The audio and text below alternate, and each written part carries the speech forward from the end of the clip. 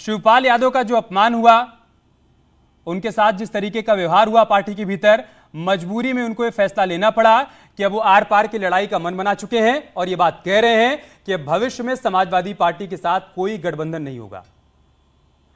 देखिए अमित जी, माननीय शिवपाल चाचा ने ऐसा कोई स्टेटमेंट दिया तो जरूर प्लीज मुझे बता दीजिए, शायद मैं अपडेटेड नहीं हूँ। उनके मुंह से मैंने ऐसा स्टेटमेंट अभी तक नहीं सुना।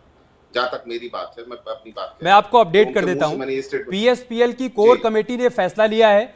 उस कमेटी की बैठक के बाद पीएसपीएल के प्रवक्ता सामने आए हैं और उन्होंने बात कही। ब्रीफिंग दी है? क्या उन्होंने ब्रीफिंग दी है? क्या उन्होंने ब्रीफिंग दी है? वो जानते हैं माननीय नेताजी जब भी चुनाव लड़ेंगे मैनपुरी से, वो साइकिल के सिंबल पे लड़ेंगे और वो समाजवादी पार्टी का सिंबल है। तो ये तो खुद माननीय शिवपाल जी कह रहे हैं कि माननीय नेताजी लड़े। वो 2 दिन से ये बात कह रहे हैं। उनके मुख बिंद से ये स्टेटमेंट सुना है। मैं बस इस चीज पे अपडेट मांग रहा था और कोई चीज नहीं मांग रहा था। पीएसपीएल क्या कह रही, क्या नहीं कह रही, उनके प्रवक्ता क्या कह रहे हैं, ये शायद ज्यादा बेटर अपडेट नहीं। फिर आप डिरेल हो गए ना। अरे भाई, पीएसपीएल के अध्यक्ष कौन है? शिवपाल यादव। अगर पीएसपीएल ये कह रही कि भविष्य में समाजवादी पार्टी के साथ गठबंधन की कोई संभावना नहीं है, तो आपसे सवाल किया जाएगा या नहीं? अमित जी, मैंने बोला ना, मैंने चाचा के मुखबिंद से ये स्टेटमेंट नहीं सुना, तो मैं उस पर टिप्पणी। अच्छा, यहाँ अभिषेक राय अपनी निजी राय रखने आए हैं या फिर समाजवादी पार्टी की राय रखने आए हैं? अमित जी, मैं निजी राय की बात नहीं, मैं समाजवादी पार्टी की ही राय रख रहा हूं। गजब हाल है। तो पीएसपीएल के प्रवक्ता अगर कोई राय रख रहे हैं तो किसकी राय रख रहे हैं? मेरी बात कंप्लीट तो होने दो। मैंने क्या बोला, ये इसके बारे में पीएसपीएल के प्रवक्ता ज्यादा बेटर बता पाएंगे। मैंने ये चीज कही। मैंने ये नहीं कहा कि मैं उस बात को डिनाई कर रहा हूं। मैंने बोला इसके बारे में वो ज्यादा बेटर बता पाएंगे।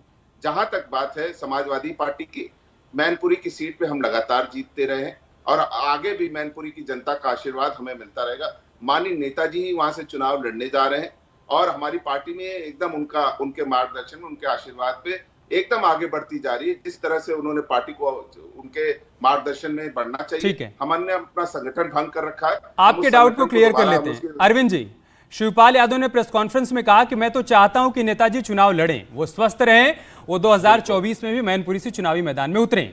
लेकिन स्थिति अगर मगर की है, अगर नहीं लड़े तो पीएसपीएल का स्टैंड क्या होगा? नहीं, देखिए अमित जी, अगर मगर का कोई सवाल नहीं है।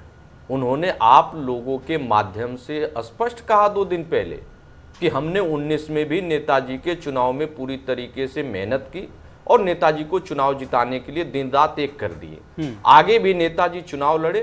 हमारे राष्ट्रीय अध्यक्ष जी ने यही कहा कि हमारी इच्छा है कि वो चुनाव लड़े और हम उनकी मदद करेंगे। और जहां तक सवाल है नेताजी के किस सिंबल पे लड़ने की, तो हम लोग इतना जरूर जानते हैं, नेताजी चाहे जिस दल से लड़े, जिस सिंबल से लड़े, हम लोग उनके साथ खड़े हैं।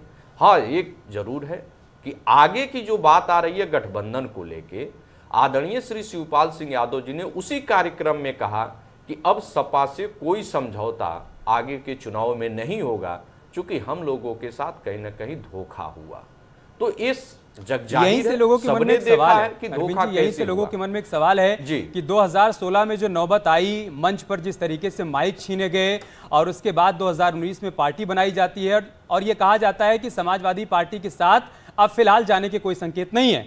2022 विधानसभा चुनाव के दौरान दोनों नजदीक आ जाते हैं एक बार फिर से। अब ऐसा क्या हो गया कि अब आपने तय कर लिया है कि जो अतीत में हुआ अब वो भविष्य में नहीं होगा?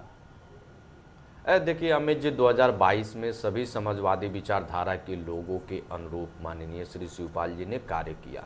सबकी मंशा थी कि सब लोग एक मंच पे आए, सरकार बदली जाए। हालांकि माननीय श्री शिवपाल सिंह यादव जी ने पूरे तरीके से समर्पण भी कर दिया, सबने देखा। उसके बदले में माननीय श्री शिवपाल सिंह यादव जी ने कोई शर्त नहीं रखा। इतना तक कि आदरणीय अखिलेश जी को नेता भी मान लिए कि वो नेता हैं, उनके नेतृत्व में हम लोग चुनाव लड़ रहे हैं। लेकिन कहीं ना कहीं हम लोगों के साथ बड़ा धोखा हुआ, इस बात को सब लोग जानते हैं। तो अब बार बार आप कोई धोखा दे तो उसके साथ कैसे बार बार धोखा नहीं खाना चाहते हैं। और वही जो कहावत कही गई कि दूध का जला छाछ को फूक फूक के पीता है, इस वजह से आपका स्टैंड है। समीर जी, आप लोगों की सहानुभूति तो है शिवपाल यादव जी के साथ। आप बार बार कहते हैं कि चाचा का अपमान हुआ पार्टी के भीतर, लेकिन एक आरोप यह भी लगता है कि बीजेपी के लिए खेल रहे हैं शिवपाल यादव। सारी की सारी स्क्रिप्ट बीजेपी लिखती है और उसको शिवपाल यादव पढ़ते हैं। यही बात अखिलेश यादव भी कह चुके हैं।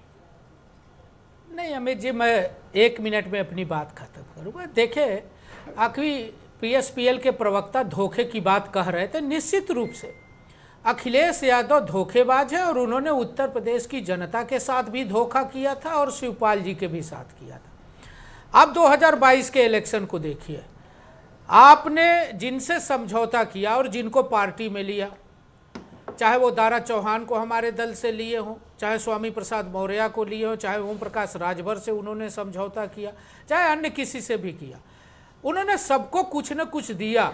और अखिलेश यादव स्वयं चल के शिवपाल यादव जी के घर गए थे